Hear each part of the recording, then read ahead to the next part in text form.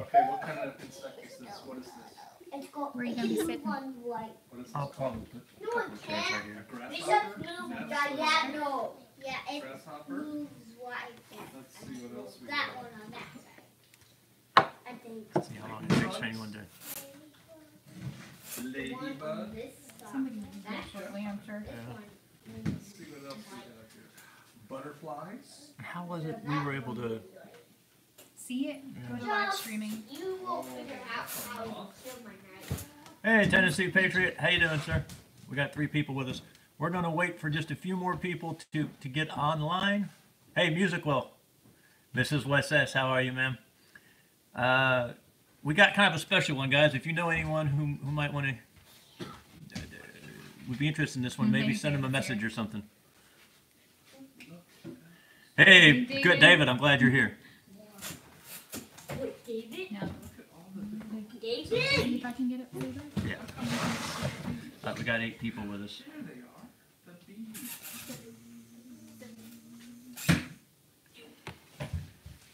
Tennessee says we're frozen. Are we? That's all of them. Oh, How's the quality? Is the? Fine. We got 10 people. I don't know if this is... Oh, wait, here it is right here. Never mind. Nope, go back. Hey, Craig. Glad you're here too. Stand by. Stand No, by. I moved. Frank Burns. Hey, Frank. Your turn. All right. Oh. Oh. Stream status bad. What do bees make? What's in Your here? turn. You know? Okay, guys, it's saying that our stream status is bad, so I'm sorry about this one. Yes. Honey. Yeah, it's frozen. Can you guys hear the audio? Bees make honey. How do you... Here goes nothing. Here goes nothing. Oh, it's still done. It froze. Okay, sounds good. As long as we got sound, that's good. Hey, C103.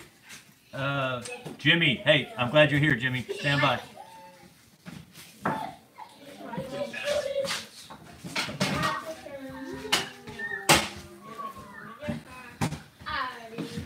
All right, guys. Okay. Now Howdy, it's good. Wampus. Shalom. So one of the most important topics these days, and you guys know I don't do these live streams very often, but the thing everyone should be, hey Jimmy, thinking about is come out of her, my people. It is the topic. I'm sorry, it's the most important topic for a whole host of reasons, and I've been meaning to talk about it for a while, but hey, Wes. What's that? And the opportunity just came up. This is a good time to talk about it. We have a guest. I don't know if y'all recognize that lovely young lady, but someone tells me she has a YouTube channel, and she brought someone with her, and supposedly he knows something about coming out of her, my people. Hey, Wes, we know the video's frozen. I'm sorry. We just got bad quality. We're hoping the audio is good. Oh, yeah. We have Pastor Fox, people. We're pretty excited. Hi, Dad. I'm sure he's not talking to me. Who said that? Frank Burns. Do you have a son named Frank? Not that I know of. Careful. So I'm going to stumble and bumble here a little bit. I'm a little bit of a silly fanboy. They say you should never meet your heroes in real life. You'll By be tomorrow, disappointed. it'll all be old school and we won't care anymore. So far, I have not been disappointed, but we're going to talk a little bit about come out of my people, and I'm ambushing him with this. I didn't tell him we were going to talk about this, but I think a lot of us we stopped right at moving out of the cities for prepper reasons, and I think it goes a lot deeper than that. Right. And you would probably be calling people out more than just move to the country. Oh, yeah. And I wanted to talk a little bit about that. What are you calling people out of when you say come out of her, my people? Well, I'm echoing the Father, right? Or Yeshua, who says, come out of her, my people, lest you partake of her plagues and her diseases and that kind of thing. But just today, we were driving around Atlanta and through Atlanta.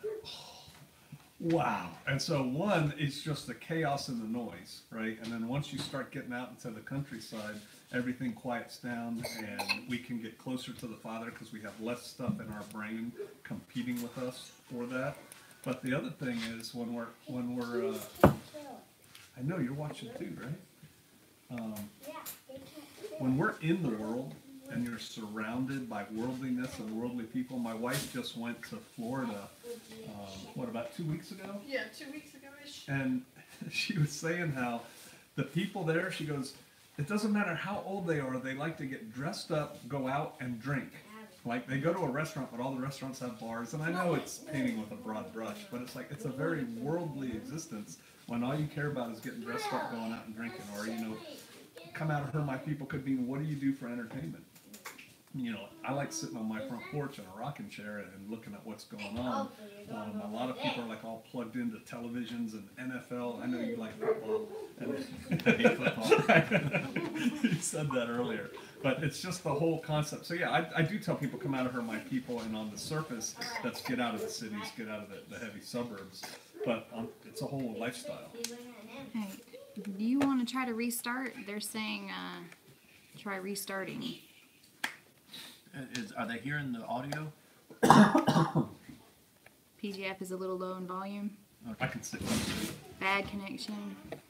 Yeah, I'm sorry about the connection, guys. We just always have bad connections. I'm sorry. This is like worse than normal, though. I think. We're going to get you the audio. The ideas are what's important. We all know Pastor Fox is better looking than I am. You don't need the pictures to prove that. Turn this way. Ready? But stick with us. There you go. This is important, and I completely lost my train of thought. I'm sorry. Come out of her, my people. Come out of her, my people. Cue the Cue banjo. Thank you, Norman. So, and I don't want to put words in your mouth. So, if someone came to you and said, "All right, I've moved out of the city. What's the next area of my life that I need to start clearing out and cleaning up? Coming out of her." What would that look like if a young man came to you and said, Pastor Fox, help me? Ideally, they're getting a close relationship with the Father. I mean, ideally, that's it. And so if someone is in that mindset, I'm trying to get them to do that. But if it's just purely on a worldly kind of perspective, all right, I've moved out, what now? Self-sufficiency. What are you eating? Most of us are not self-sufficient in our own gardens and critters and stuff. And to the extent that we can grow, provide our own food, that saves us from having to be beholden to somebody else. And when you have to depend on somebody else, they have a say in how you live your life, right? Yes, sir. And it's just like, if I'm going to buy all my food and I'm going to buy all the stuff that I need to survive and my heat, my electricity and everything else, well then that means that's a continual outflow of money. We eat every day, we need to turn the lights on, we need to heat our house in the wintertime all winter. And if I'm not providing that myself, I have to continually spend money to do that, which means I need to continually go get money, which means I have to continually work for somebody else. To the extent that we could be self-sufficient is the extent that we can bounce our daughters on our knee and spend time with them. How do we get there? So financial, it sounds like maybe you're starting financially, out of debt, not... Absolutely. Debt is bondage, right? People shouldn't be in debt, and so many Americans, I keep reading these articles about how much debt the average American is in, it blows my mind. And it's not... I'm not Dave Ramsey, and I'm not a financial advisor. I don't think house debt is necessarily bad. Like, you buy a house, so you have to spend money. But I don't think you should take a second mortgage on your house. Right? We could get $20,000 by taking a second mortgage on our house. Well, now you just put yourself back in debt. I don't think we should be in debt for our cars. Definitely don't think we should be in debt on our credit card. If you can't pay off the balance on your credit card at the end of the month, you ought not to use it. It's kind of how I look at things. Because once you're in debt, now you're controlled. You have to pay off that debt. You have to do things you don't probably want to do in order to pay off that debt. So yeah, financially, everything I think should move towards independence and self-sufficiency. I know I always think of the miners, and I think you mentioned a background in mining in your family. You know, when the company store would give the coal miners credit. Oh my soul, right? Company store, and they're stuck then until they pay off this debt, but the debt keeps getting bigger and bigger because they have to eat. Because they keep going farther and farther in debt to the company store. And you know, man, we could get philosophical on that. They want us on this like slave plantation or owing our soul to the company store right now. Yes. And they set up the system. The system is set up so that we all have to play. And the people who are dangerous, that's all right. The people who are dangerous, who are the ones who live outside the system and they don't play into that system. Going Galt, you know, go John Galt. Who is John Galt? Yeah. Quit paying into the system. So that's kind of coming out of her, my people, right? Just dropping out of that system. It's like, I'm done. I'm not playing anymore. Yeah. That's what we're trying to accomplish here, is to come out of that system as much as we can, clock out of it. You know, I've said this before, and I should be talking to you, and they hear me all the time. But you know, if this system goes on undisturbed for the next 500 years, if there's no crash, if there's no reset, we still don't want to be a part of it. It's still corrupt. It's still bondage. It's still grinding your, especially men. It's really hard on men. Well, like, I mean, here's something. It is what it is, right? This isn't sugarcoating it for anybody out there. But who can take care of this little girl better? You and your wife, or some daycare worker? Yeah. I mean, self-sufficiency. I mean, that's self-sufficiency for caring for your family, right? I mean, it all comes down to that. Come out of the system. No more in the system. All right. Well, he kind of answered all my questions all at once. I don't have a whole lot else to say. Let me see real quick if any of you guys had anything you wanted to ask him real quick. We will say this. Caddy Wumpus McDougal, his Torah observant. Jimmy D likes no video. Jimmy, we did give him the Tomahawk already. He really likes it. Thank you very much. He wanted to thank me, and I had to admit that it had nothing to do with me. But we're not gonna probably get any Tomahawk throwing in today, unfortunately. I'm sorry. What else we got? But we might do a bow drill fire after sunset. We are gonna do a bow drill fire after sunset. Okay, everyone likes the audio. All right. Well, they like COOHMP. COOHMP. Yeah, they like COOHMP. Is that how you pronounce it? I don't know. I say COOHMP. I don't pronounce it. I just made the shirt. And we may sell them again in a month or so. Put them up for sale again. But. We should try to get Sister Kate to tell us what coming out of her is for women. It's for women. Actually, Pastor, let me leave you there, and I'll come out to the side because no one wants to see me anyway. Nobody can see anything. That's true. It's all video. You can, just whatever. You can interview him. All right, let's do this.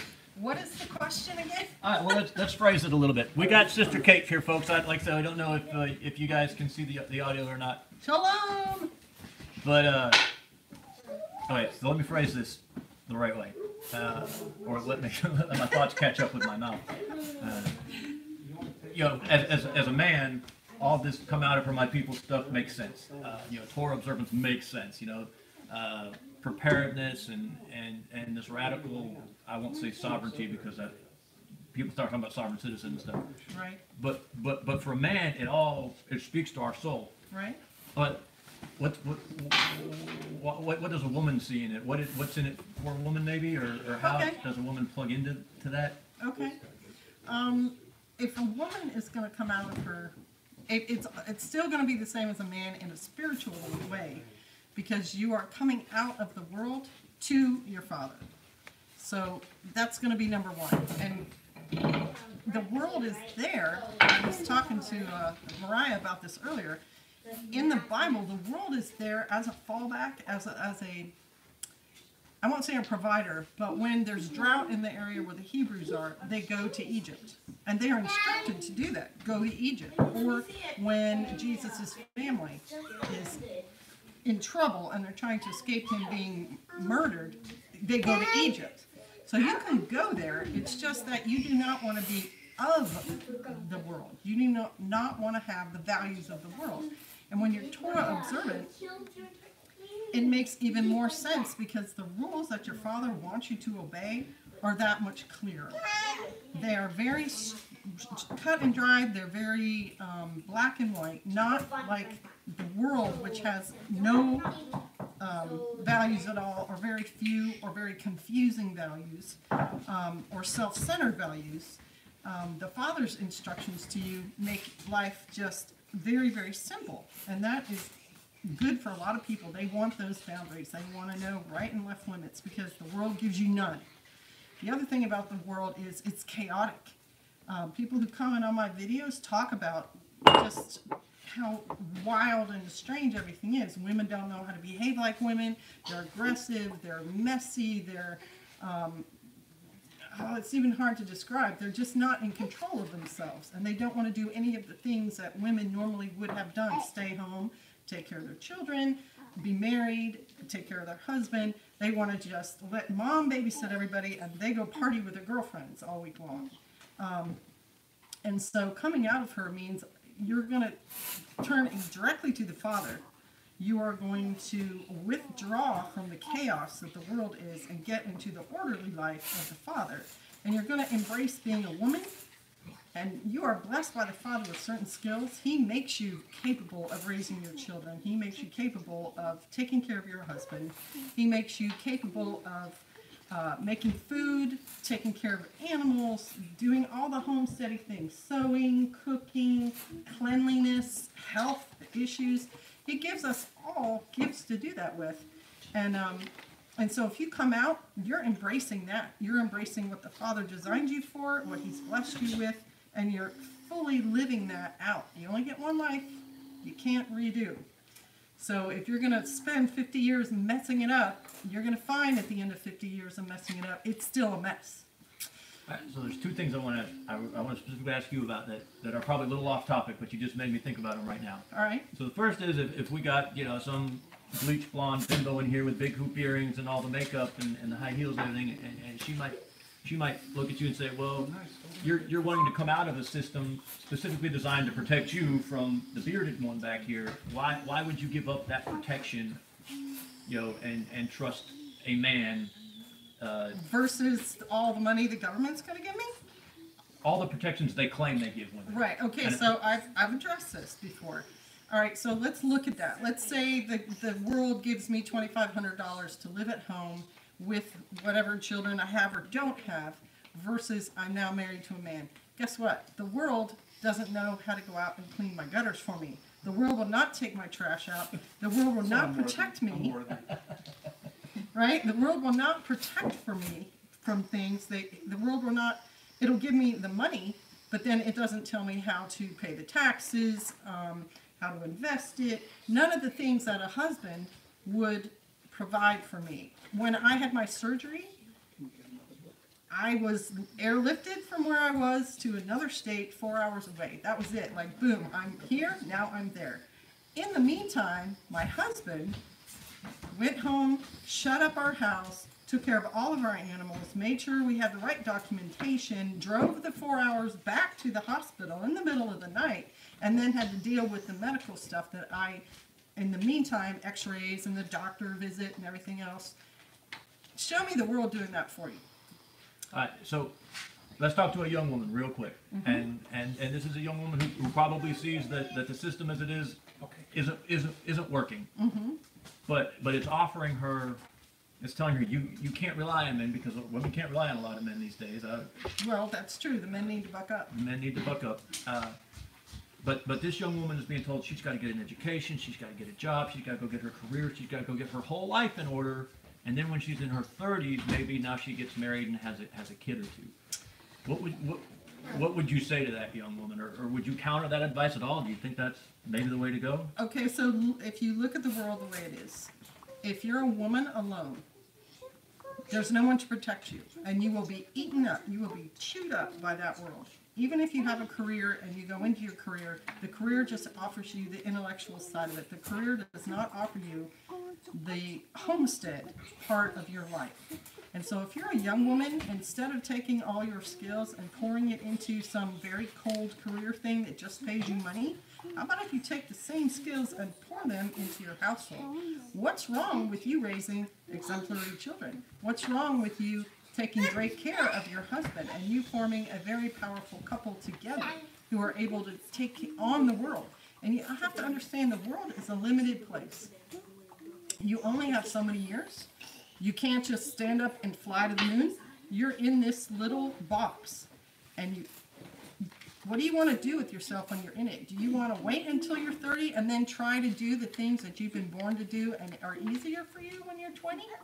Because let me tell you, when you have your kids at 35 and you got to stay up and feed the baby 3 times in the night and then get up and do everything else in the day, when you're 20, you have all that energy. When you're 35, it's going to start being a little bit harder. You know what? They don't cry over here.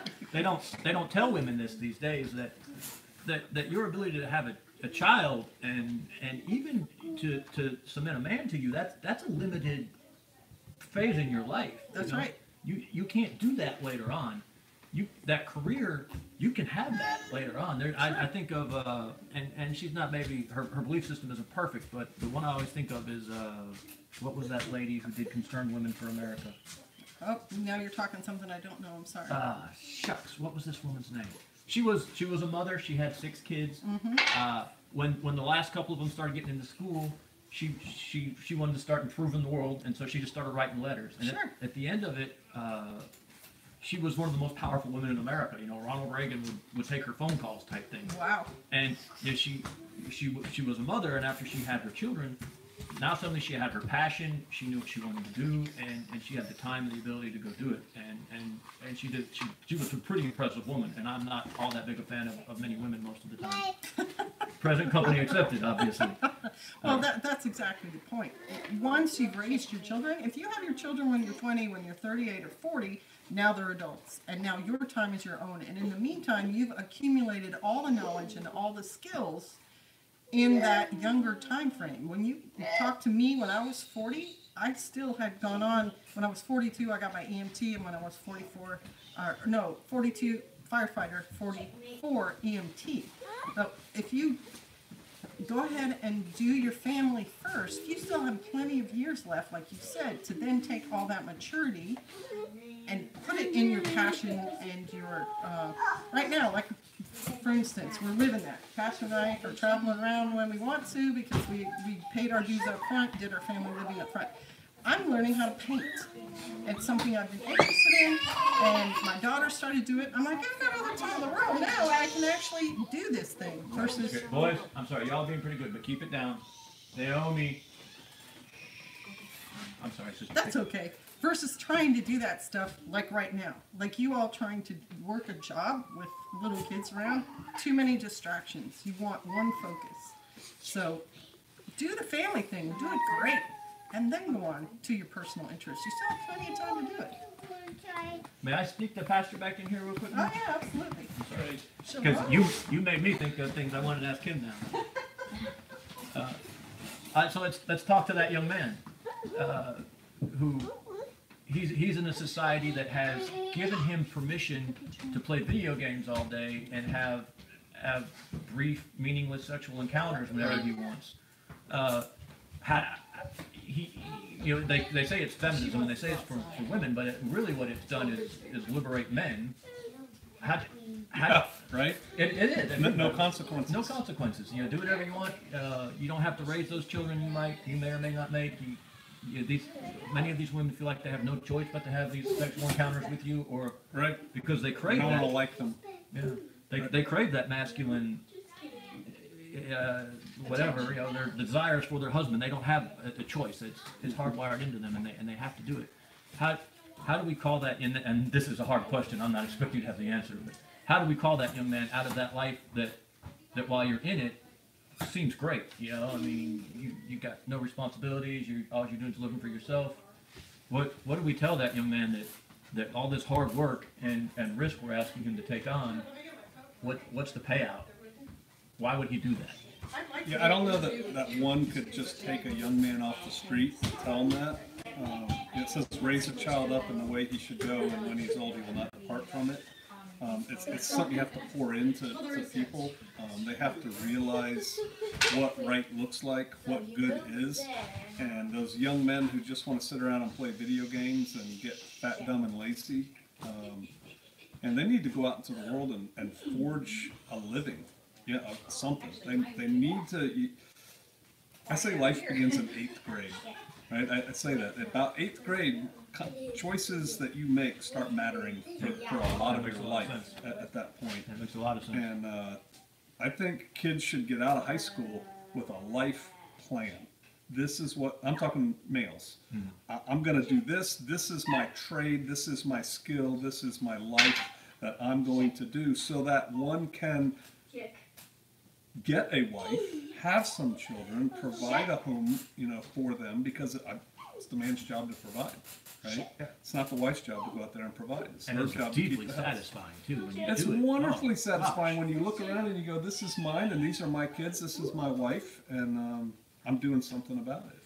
But you have to get serious pretty quick, and I think today's youth, there's 40-year-olds who don't know what they're doing. So,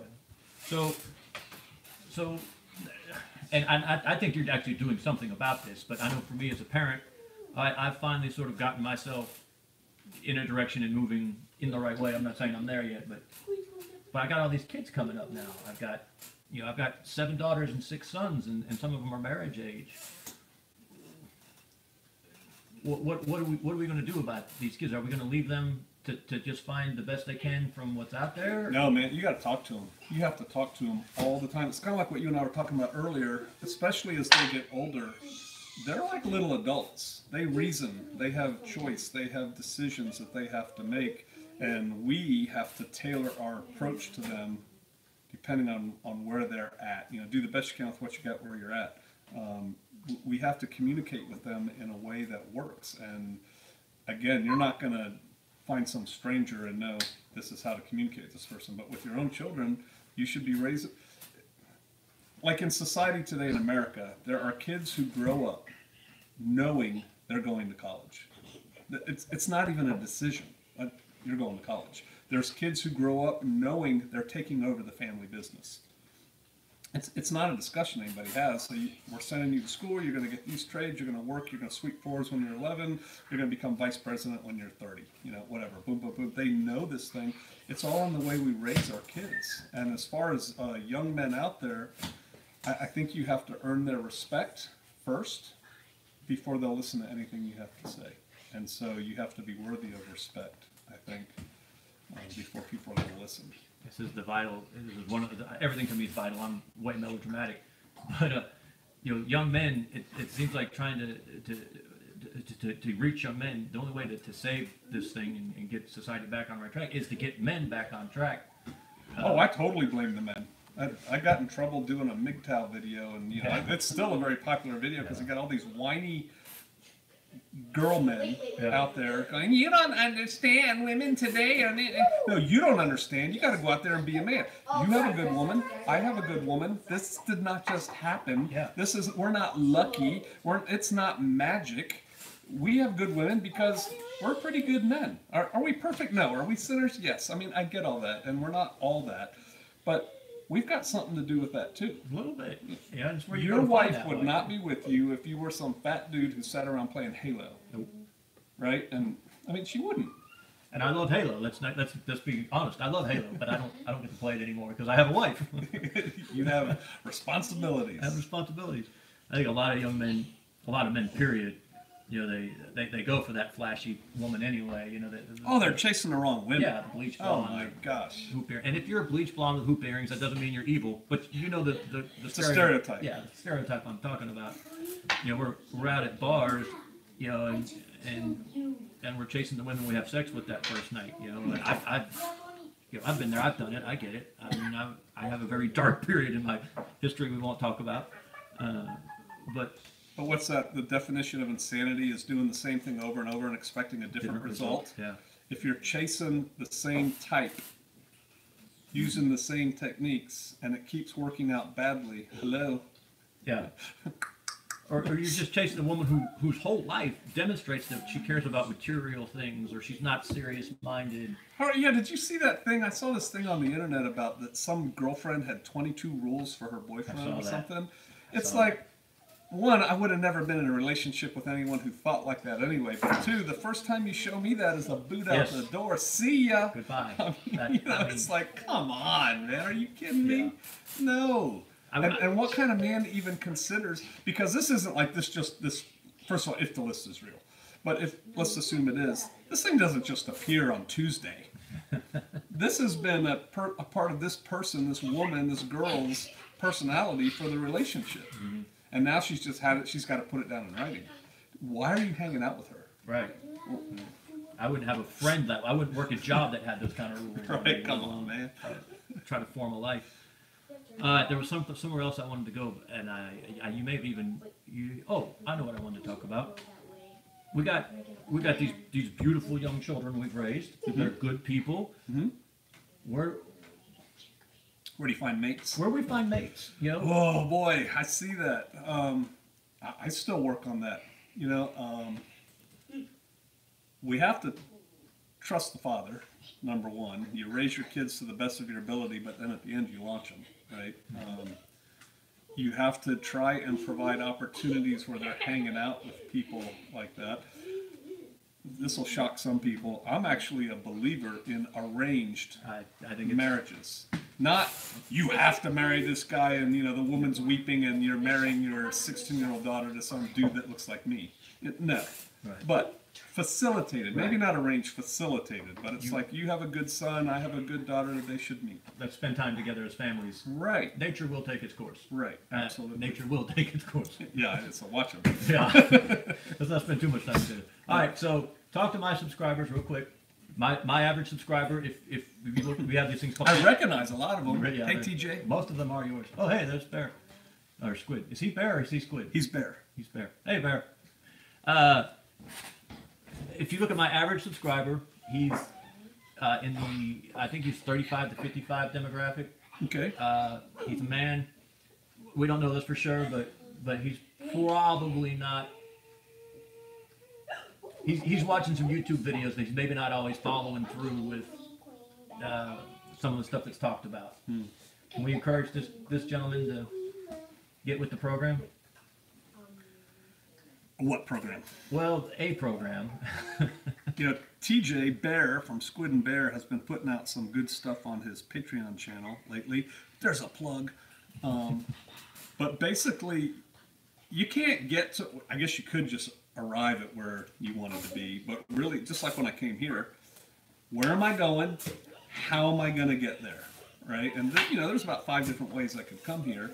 So you have to first of all know where it is you want to go, what it is you want to do, what do you want to accomplish. And too many of us, and I'm included in this, like the idea of something, but we don't necessarily like the real thing. I would like to have a pack of Rhodesian Ridgebacks. I like the idea. The reality of that is I don't want to feed 6 or 8 dogs. I don't want to pick up after 6 or 8 dogs. I don't want to deal with the personalities. But I like the idea. It sounds cool. So a lot of people, they watch YouTube videos, they read books, whatever. They say, yeah, I want to do that too. I want to go live like Pastor Joe. Do you? Do you? Because if you do, we still live in a great country. You can do pretty much what you want to do. You just have to decide, I'm going to go do that. How am I going to get there? What milestones am I going to put? TJ Bear on there, he says something like, what do you say about a plan without an idea without a plan is a dream? Or it's a good phrase. You should write it up there in the comments. But basically, you have to decide what you want to do, how you're going to get there, set milestones, schedule those milestones, and accomplish them. And nothing's free. Nothing's easy. What are you giving up to get there? What are you willing to give up? Where are your opportunity costs? I want to live like Pastor Joe. Do you? Do you want to carry out composting toilet buckets? Do you want to go actually chop wood to heat your house? I mean, it sounds cool, but do you want to have to do that to heat your house, or would you rather just go, click? Yeah. Right. It's really fun for that weekend you want to do it, but then the next weekend when you don't want to do it. Right, life, man. Yeah. I heard an old, when I was a kid, it's one of those things that stuck with me since I was a young man. A missionary came to some church we were at, and it was a female, and she talked about when she was a kid, her dad had this big old Buick, an old Buick without power steering. And she said when that car was sitting in the driveway, you could not turn that steering wheel. Right. You couldn't do it, and she was a little old skinny thing too. But if you started rolling forward just a little bit, got that car moving, suddenly you could turn. It was still hard, but you could turn the steering wheel. You could change direction, but you had to start moving. You couldn't change directions before you got moving in it. And I guess that's kind of what I was wanting to. Well, there's a lot of people too who say that, you know, I just don't know which way the Father wants me to go, or I don't know what I'm supposed to do in life. And so, sticking with what you just said, just start moving in a direction, and then you can guide. But once you're moving, it's a lot easier to keep moving, as opposed to just sitting back here, eating Doritos, drinking a Coke, and playing Halo. Yeah. Yeah, we could go after story after story after story, and we don't want to get too religious, but. You know, where God told someone to go do something and did not tell them the next step. You know, they were doing something incredibly stupid and had no idea what came next. And if you're waiting for that whole plan to get delivered to you, that probably isn't going to happen. And a lot of people, there's that phrase, paralysis by analysis. It's like, I want to do this thing. All right, I'm going to have to do this, this, this, this. And then they just want to analyze it to death before they actually start taking that step. And at some point, you have to execute. It's never going to be a perfect plan. Right. It's not. And it's going to change while you're en route. Yeah. So have a plan, but then get busy. Go do it. And get ready for the suck. It's going to suck for a while. I mean, it's going to be hard times. It's part of being a man. Yeah. Right? Suck it up, buttercup. Embrace the suck. Suck it up, drink water. That's right. Suck it up, drink water. All right. I think I pretty much exhausted my entire mind. Wes says he's busting on Halo. Does that make Call of Duty okay? Just asking. Yeah, I guess if Halo is forbidden, then Call of Duty is allowed, Wes. There you go. You're fine. What should we do, Pastor? Should we talk to the people for a minute, or whatever you want, brother? We gave them 36 minutes. The problem with these live streams, I don't know. Do you do a lot of live streams? I don't have the ability. I've never caught one of yours. They will go on forever. You'll find yourself 2 hours into a live stream. I kid you not. Who's got a question? This Cattywampus McDougal's an interesting young man. I've enjoyed interacting with him. He's Torah observant, pretty hardcore. Craig Heinbaugh is another cool guy. We got to meet him at a live stream. But anywho. Alright, folks. That's it. I don't want to bore Pastor Fox, and I don't want to waste any of the precious time I have with him. But I did want to let you guys get a chance to interact. I'm not seeing any comments come up. Oh, there's one. We're gonna. That's Jarrett Miller. Jarrett Miller's another one of ours. We're gonna take about 2 or 3 minutes and sort of tap dance for a second. If anybody wants to try to get a question up for Pastor Fox, I don't know when you'll ever get a chance to interact with him again. He's a busy man, so we're at 37:30, right at about the 40-minute mark. We'll probably. I don't want to use his real name. The C103 is another cool guy. Welcome to Georgia. Wes S. wants to know, who is the best man to listen to on Torah? Yeshua, Jesus. Yeah, this is. I'm going to jump in here, and I shouldn't, but maybe Pastor Fox will jump in off of it. One of my big things is that you are the authority in your life. You could be very, very wrong. You have to be willing to be wrong, but there is no one in between you and God. Jesus. That's it. No king but King Jesus. That veil ripped, from the top to the bottom, and that gave us direct access to the Father through Jesus, through Yeshua.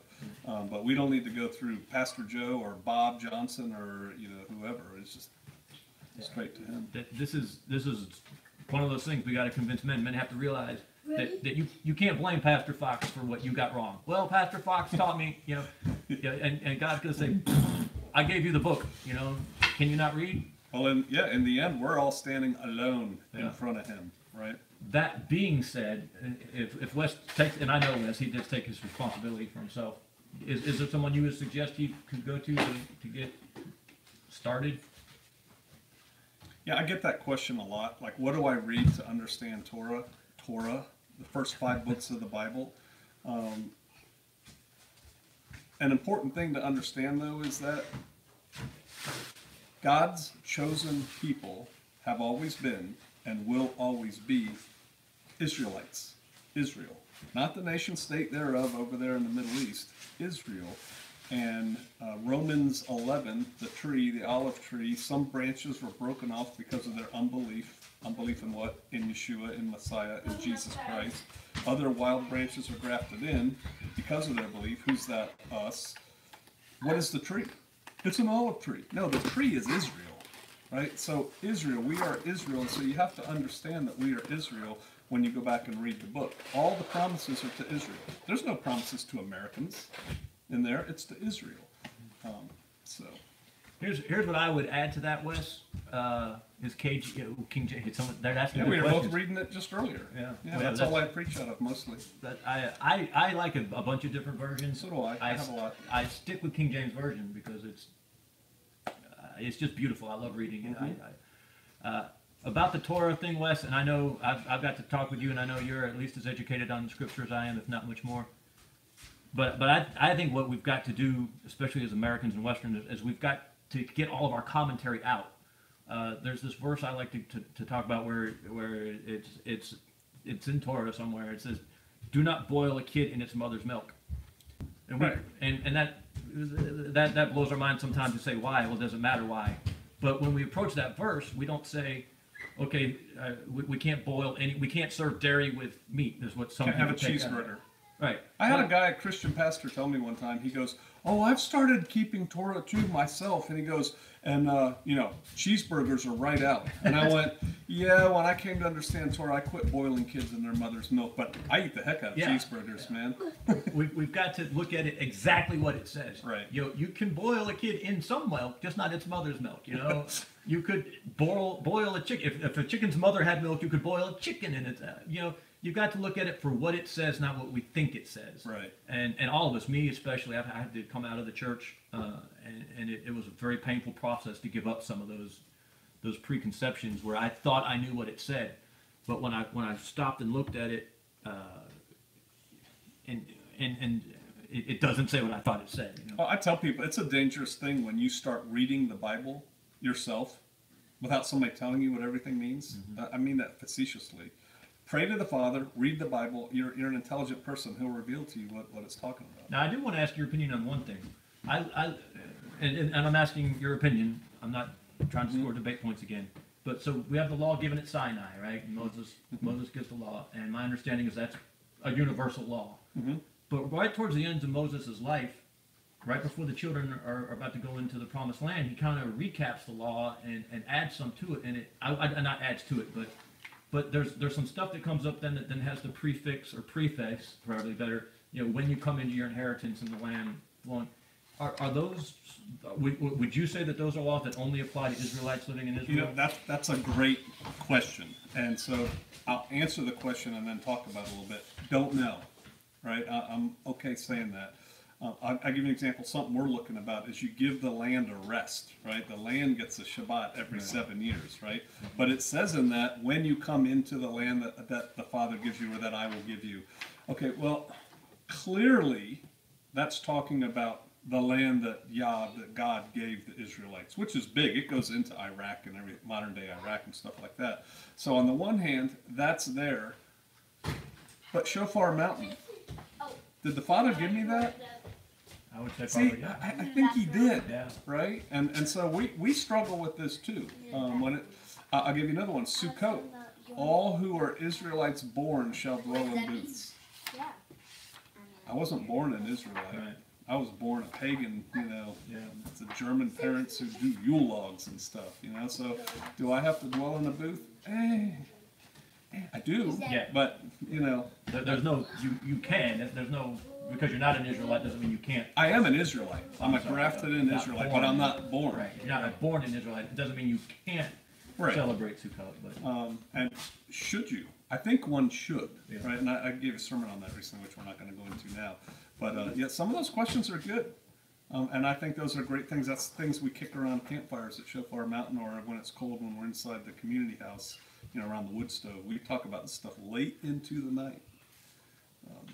I would like to experience one of those one time. I do have to say, hey, Has Drubal, it's good to see you. He's one of ours from. He's in Ireland actually, and we don't get to see him as much as we would like. I think because of the time difference. But when he shows up, we'll enjoy. We got another Irish guy too, named Half Can Tan, who's a blast. He's a wild man.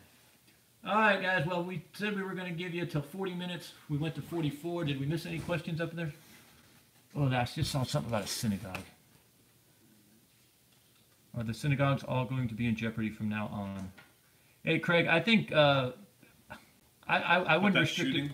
Yeah, I wouldn't restrict it to just synagogues. I think, society has come to the point where everyone is in jeopardy at all times now. There's just people out there who are angry and unhappy. Evil. And you remember what evil is. Evil is the absence of God. There's not some force out there that it's like. I'm gonna get off on one of my soapboxes now. Go ahead. So everyone, I get this question sometimes when I'm talking with atheists and whatnot.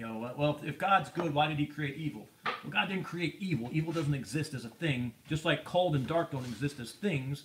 You can't measure cold. You can't measure dark. You measure these things by the absence of light. You don't make some matter that's dark and inject it against your matter that's light, because light is matter, and then they cancel each other out, and whichever one has more matter is the one that lives. Darkness is simply the absence of light. Coldness is simply the absence of heat. Evil is just the absence of God, and we have worked as hard as we can to squeeze God out of our culture and our lives and our society, and that false vacuum that's left is evil. You're going to see more stuff like the synagogue shooting, church shootings, bad people behaving badly. People driving trucks through crowds of people. I mean, Walmart's not going to be safe to go to. So you got to be away from those crowds. You got to come out of her mind. And we've done a full circle. That's right. We've done a full circle. Nobody's coming out here and doing a mass shooting. Yeah, out here in the middle of nowhere. No one's coming out here. Not happening. So someone just said something about constitutional carry. That was Vandal33 who asked about KJV. Oh, there's Has. There's no DNA test for Christian values. There was. Are you talking about the? Where was it? Oh, constitutional carry, all 50 states. Shabbat Shalom. This is another one of my soapboxes, my hobby horses. You want to deal with this one? If you are born again, aren't you a born Israelite? MC Cat. No, I don't want to touch that right All right. I'm a big constitutional guy. I love the Constitution. I think it's one of the greatest documents ever written by man. But we've gotten this idea in this country that the Constitution is senior, or I'm not over sure. God? Yeah, something. Someone says constitutional, and we all start saying, "Oh, well, the Supreme Court said it was constitutional. We have to live with it." And what if the Supreme Court says you've got to give your firstborn daughter to the king? Which it will soon. I don't care what it says. Right. So constitutional carry, I know I'm picking a little bit. Who was that? That was Truth Recon. I know what you're saying, Truth Recon. You're not saying that we need the Constitution to tell us we have to carry. But when we ask for constitutional carry in all 50 states, what we're trying to say is, I'm not sure Pastor Fox would sign on to this, but what I'm saying is God gave us our right to carry guns. He ordered us to carry weapons. The last teaching Jesus gave before his crucifixion was sell your cloak and buy a sword. But that's all me. No, I agree with that. Well, I got my sword. Got 2 of them. So we don't want constitutional carry in all 50 states. We want the government to recognize what we already know, which is that God gave us a command to be armed. And the government. If you have the right to life, liberty, and the pursuit of happiness, then you have, which we do, then you have the right to ensure that, to ensure your life, and your liberty and your pursuit of happiness, and not let somebody else come take it. And you can't give that right to somebody else. You can't hire somebody else to do that right. And to protect yourself, you need a sword. And today, swords look a lot like Glocks. They look a lot like Glocks. I'll tell you a story. When I was in the Marine Corps, we went to Haiti as part of Operations Fair Winds, and as part of that, we had to do. We were Provisional Rifle Company Delta. So I tell people I was in Delta team. No, I was in Delta. I don't say that. I was in Delta. Yeah, I was in Delta. But we did VIP training with a fire team, 4-man fire teams. And the first thing you learned in VIP training and security, I'm not using the right terms, but this was 20 years ago. Executive protection. Something like that. Was that we might be escorting the commandant of the Marine Corps around that base. But if there was a security threat, we snatched the commandant out, Lance Corporal, dummy, grabs the commandant up and jerks him out of there. Yep. And it doesn't matter what the commandant says. He can scream at you later. Hopefully the sergeant major will step in and do his job. But if you're in charge of someone's security, you have authority over that person. At a certain level, when you let someone else take over your security and your safety, you have given them authority over you. They can say, oh, it is too dangerous for me to protect you here. You have to come over here. We're probably preaching to the choir here, but if all of a sudden, you know, the dude in the zombie mask with a chainsaw and a sawed-off shotgun, who means it, shows up right there, go ahead and call 911. It's going to take them an hour to get here. We're either going to have to deal with this situation now or suffer the consequences of it. Yes. And, you know, we talk about, well, we have to turn the other cheek. Yeah, I have to turn my cheek, but I don't get to turn Pastor Fox's cheek. Well, that turn the other cheek thing... Well, it's misunderstood. Right. That's an insult. It's almost as if, you remember when you take off your gloves and you smack the guy with them, and that's a challenge to a duel, and if you don't come duel with me, you're a coward and a rapscallion or whatever. It's not, I just punched you and I'm getting ready to punch you again with this. No, you can fight for that. It's just it's a slight and it's like that. I've never heard it from that perspective before. I'd have to look into that. I like that. I'm probably going to go with that one. What was Kevin saying to David? Yeah, David, but the point is we don't need the Constitution to tell us we can carry when Yeshua gives us permission to defend.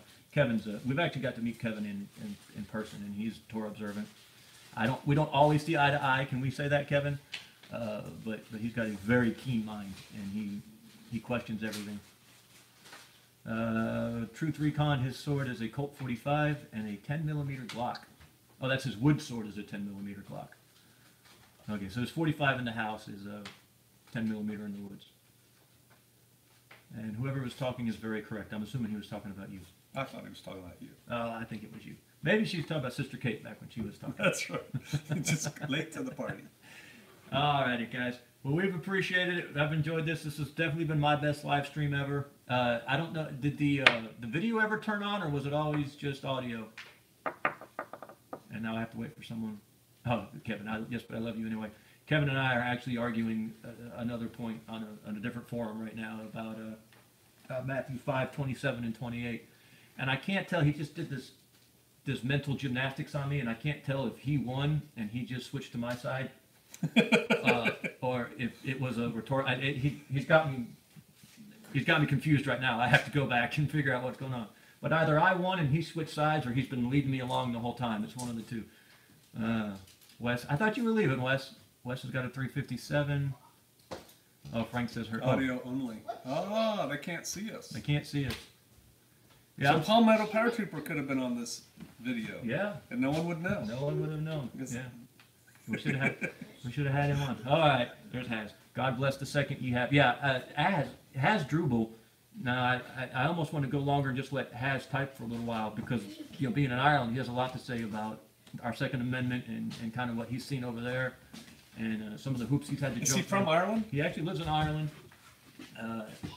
He lives way up. So, to our Irish friend, I was studying Celtic one time on my own, and whatever. I'm just gonna insult a whole lot of people here, I guess. But I was studying Celtic on my own, and then I had a secret meeting with a guy who was undercover, he was a Brit who was undercover in Northern Ireland for like 15 years. And we were going to talk about some things. And so he's waiting on me in this secure conference room. And I walk in and I said, "Gimara ahu." And he looks at me and goes, "Roy, how you doing?" Or something like that. And then we get to talking. And it was like this really uncomfortable, that didn't work. And then he looks at me later and he goes, "So what was that you said when you came in here?" And I said, "Gimara ahu." And he goes, "What's that?" And I'm thinking, if you worked undercover against the IRA in Ireland, you speak Celtic. You would think. And I studied this, and I know this is how you say, "How you doing?" in Celtic. And he goes, "No. Oh, that's Scottish Gaelic." And I'm like, oh, I didn't know there were two kinds. There's like Irish Gaelic and Scottish Gaelic. And I was speaking, and I was so disgusted I quit studying it, because I wanted to learn Irish Gaelic. So there you go. That's my Irish story. Okay. Sorry. C103, Cattywampus, he's telling us Shalom, U.S. Fairman Lord. Yes, 357, I love that round. And I have a total blind spot for it, a complete emotional. 357? I love it. I like 357. I've just total emotional attachment to it. It is completely irrational. I just love it. I want the... have you seen the Desert Eagle has a new 357? Sorry. Desert Eagle has a new 357 Magnum that I just want it. So, you know, they make these 9mm rounds, these special hollow points that really expand, but you know what? 45 don't shrink. Oh, that's getting interesting. Let's go to the 9mm 45 thing. We'll have 50 people on here in a second. What did Had say? Hi, PJF brother. It's all over the place. Even the regions differ in dialect. That is, I see. So like even in Ireland, the Gaelic would differ region to region. Can we talk about what rounds you carry? Do you carry a 45? Or you? So yeah, I carry two primarily. When I'm walking around the land, I have a 45 on, a Glock 21, and when I'm out and about in town, like right now, I have a 9mm on. Just because the 45 is just too big to conceal properly and to carry around, but I like it walking around the land. So how much do you think a man should be shooting to stay proficient and keep his skills up? Okay, so that's a good question. My little personal thing is a paper plate. A paper plate at whatever distance that you think you're going to have to shoot or need to shoot, you should be putting all your rounds on that paper plate. If you have a tight little shot group, you know what, about 2 inches across where you blow out the paper plate in the middle, you need to speed up and shoot faster. If you're missing the paper plate, you need to slow down and do your fundamentals. And so how much should someone shoot? How good do you want to be? And how good are you? And then, you know, so one has to determine, all right, I need to be able to make this shot. Well, then you should be able to make that shot cold. You know, just walk out there and make that shot, or those shots, or whatever. And I know it's not a satisfying answer, but that's how good you have to be.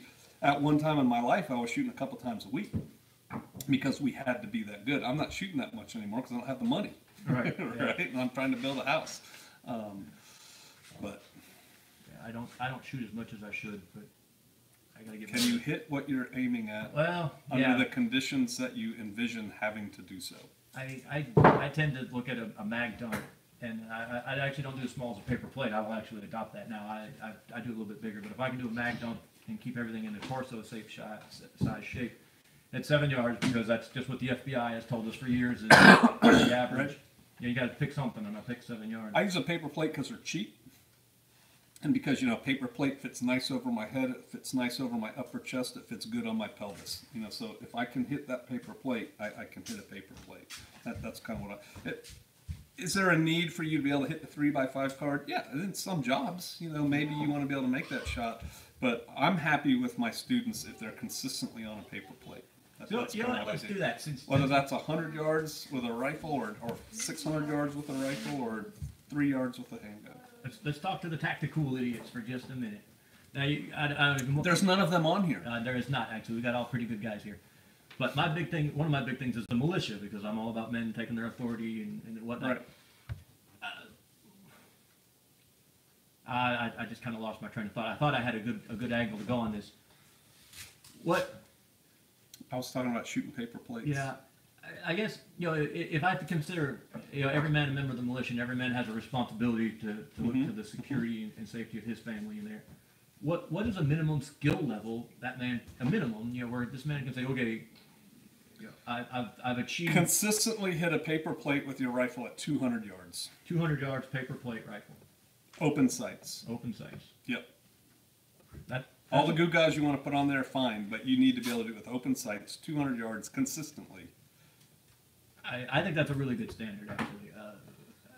The Marine in me, and that's all. Oh, sure. The Marine in me. That wouldn't have worked when I was in SF either. That's too big. But yeah. I want to one up the soldier here. I can't one up the soldier, but no, 300 yards. But no, I think that's a really good. The reality for the average militiaman, you know, the engagements, at least in this part of the country, you know, if you're in the middle of Nebraska or Kansas or something, but even then, your encounters aren't going to be that far away. Right. I mean, why get into it? He's got a toe. Do you? So let's say this. You said 200 yards paper plate. Is there any kind of like rate of fire that you would need to be able to do that at? I mean, you take one shot in 1 hour, or I mean, do you need? Yeah, I see what you're saying. I think you should be able to shoot fairly rapidly. You know, bang, bang, bang, and hit it every time. All right, we're going to make an arbitrary standard, and the only reason I'm going to say this is We should probably go out there and play, and then we can tell everybody this is what you got to be able to do. We can do it. I'm going to say 6 rounds a minute. And right. That's a good place to start, right? The only reason I say that is because I was watching a Forgotten Weapons video this morning, and he was talking about some old muzzle loader that could shoot accurately six rounds a minute if you were really good with it. It wasn't a muzzle loader; it was a breech loader, but it was So if they can do that, and it shouldn't take 10 seconds to set up and pull the trigger. All right, there you go. 200 yards, paper plate, 6 shots a minute. That's your bare minimum. We may up that on you at some point. No, they're all on guns. They love the guns. Military shoots at 25 yards. A simulated 300-meter target, I believe. And only when they're too busy to go somewhere else and shoot. In the Marine Corps, that was a zero. We zeroed at 33 yards, and then the trajectory of the bullet going up at 33 yards is where it would be coming down at 300 yards. And we did it at 25, and it goes up at 25 and comes down at 250. Yeah, that's just a way to get a quick, easy zero. Right. And then once you got on the KD range, yours went out to 500, right? Yeah, 500. We mostly shot out to 300, but I've been on a KD range with the M4 out to 500, and it works. Yeah. I don't know how much force it's hitting with the 500. Especially not out of those 14-inch barrels on the others. Right. But what the Army did that I always thought, the Marines were big on that KD range. That's maybe not. The Army, when I was in, had an unknown distant range with moving targets or pop-up targets or something. We had pop-up targets out to 300. Yeah, I always thought that was. I wouldn't want to give up those 500-yard known distance shots because it's such a bragging right. But we never did any of that type of pop-up stuff. Oh, really? Or no unknown ranges. And I was infantry. I mean, we did a lot of shooting. Huh. But we really only did live fire movement to contact ranges, which were real up close, or we did the KD ranges. That's something you can talk about. The average militiaman out there doesn't have a clue what movement to contact is like, and what moving under we call it IMT, individual movement techniques. It's like flag drills in football with all your kit on and you're shooting. Yeah. Right? Like, get up. I'm up. He sees me. I'm down. Roll, shoot, roll. Get up. He sees me. I'm down. Get down. Roll, shoot, roll, shoot. It's like, oh my! You're so exhausted at the end of that, and people think, I'm gonna carry my AR 500 plates, and I got my side panels, and I got all these extra gewgaws on my thing. It's like, dude, you're gonna die out there. I had a guy tell me one time that he was gonna carry his AR 10. I can't remember what all he's going to have, but he had 3. He's going to have a shotgun. He was going to have his long-range sniper rifle, and he had another, like a 9mm carbine or something. Oh, and a handgun. Only one handgun? Yeah, one handgun and a carbine, like an AR-10 and a shotgun. And right. I mean, you never know what you're going to need, man. Plus the ammo. He was going to have all that plus the ammo. Right. Let's go for a walk. Yeah. I just put together my Minuteman gear today. I was going through everything, and I weighed it. It's 24 pounds, and that's only with 2 canteens of water. But all the ammo too. Wes S is enjoying the fate of empires. I've got a book I've actually want to show you. I've only got one copy and I'm not done with it yet, or I'd send it with you, but it's interesting. It's called Omega Dynamics. I haven't even heard of it. Interesting. I'm just starting it, so the guy may completely fall down, but his rhetoric so far is really, really good. But I'll let you watch it, or we'll take a look at it and we'll do a video on it. Jimmy D is a good shooter. Sean Ryan says sight 5.56 at 36 yards. Why does he say that, Jimmy? That's actually the Tomahawk. Jimmy, since we're talking about you, they can't see us though. You need more light. No, they said they can't see us at all. I wanted to show you this. They are growing this outside. What is it? It's an African fruit. Is it any good?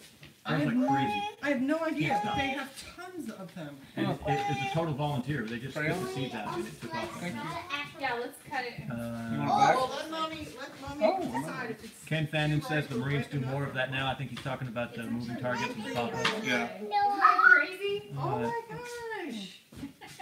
gosh. Caddy Wampus is trying to get Wes to give up his flying flesh. Yeah.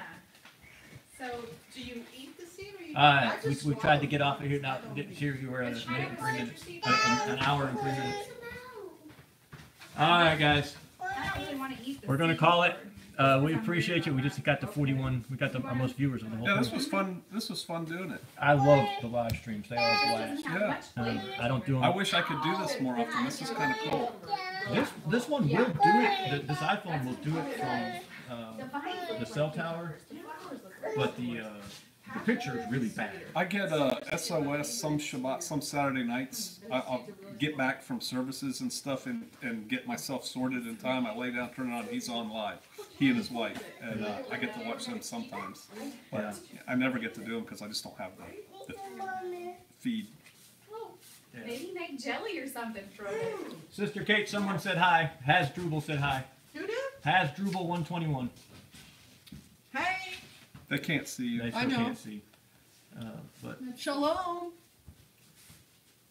Jimmy D is saying the vertical spread out to 300 yards is only 5.5 inches. I guess that's why they're zeroing it at 36 feet high. Yeah. Anyway. Like I said, this will trickle on all night long, and you'll be 2 hours in, and you're still Well, we're gonna do a engaged. bow drill fire here pretty soon. Yeah, What let's- time is it? It's 6:06, so. Yeah. About 30 more minutes. All right. Oh, here's Wes. Who are we to say what God has made clean is unclean? That is a very, very. I could do a sermon on that. It's not. He said what was clean and unclean, and what we could eat and what we couldn't eat. Are you guys we could spend hours on that, Wes. like it? We could spend Here, hours. I can cut more. And I don't know if it would do any good. I'm gonna make myself Bill Hooper said, not that you wouldn't. I'm not saying. You know what I'm saying, Wes. I mean, you know what I'm going to say in response, and it already hasn't made a dent. Okay, I was actually thinking. Yeah, bow drill, U.S. Fireman Lord. Pastor Fox has graciously consented to teach me how to make a fire with a bow drill. I can't do it.